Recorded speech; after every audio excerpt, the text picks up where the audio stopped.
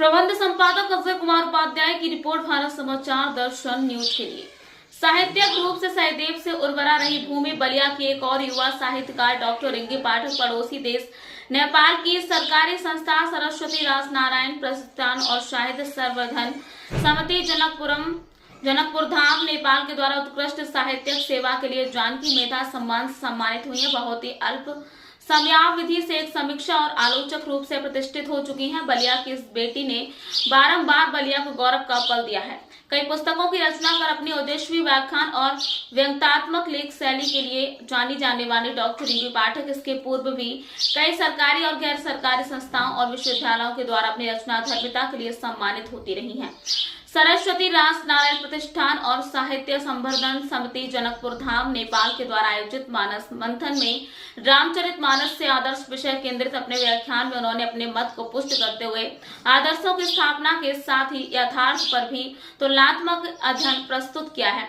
अपने व्याख्यान में उन्होंने कहा, प्राचीन ग्रंथों में यदि दो प्रमुख ग्रंथ रामायण एवं महाभारत का अवलोकन करें तो हम पाते हैं कि यदि रामायण आदर्शों की पराकाष्ठा है तो महाभारत यथार्थ का वृहदावलोकन। राम जहां आदर्शों की प्रतिमूर्तियां, उनके तीन भाई भी अनुज कम सेवक की ही भांति व्यवहार करते हैं। राम के अतिरिक्त तो उनके जीवन का कुछ औचित्य नहीं है, उनका पूरा जीवन ही राममय है।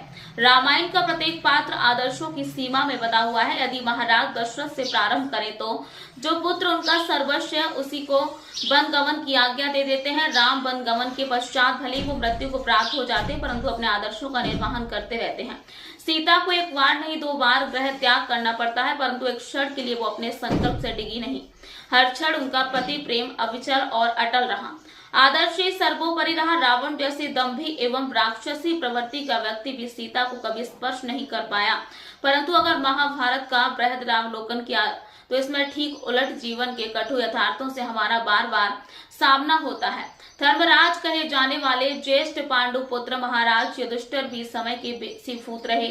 भाइयों को दांव पर लगा धर्म विरुद्ध आचरण करते हैं। द्रौपदी जो कि उनकी स्वयं वरण 5 भाइयों की पत्नी है उसे भी जुआ में हार जाते हैं। भीष्म पितामह कुलगुरु कृपाचार्य द्रोणाचार्य महात्मा कहे जाने वाले विदुर के समक्ष भारत वंश की कुलवधु का बालक चीरहरण किया जाता है परंतु कोई भी इसका कुकृत्य को रोक नहीं पाता है।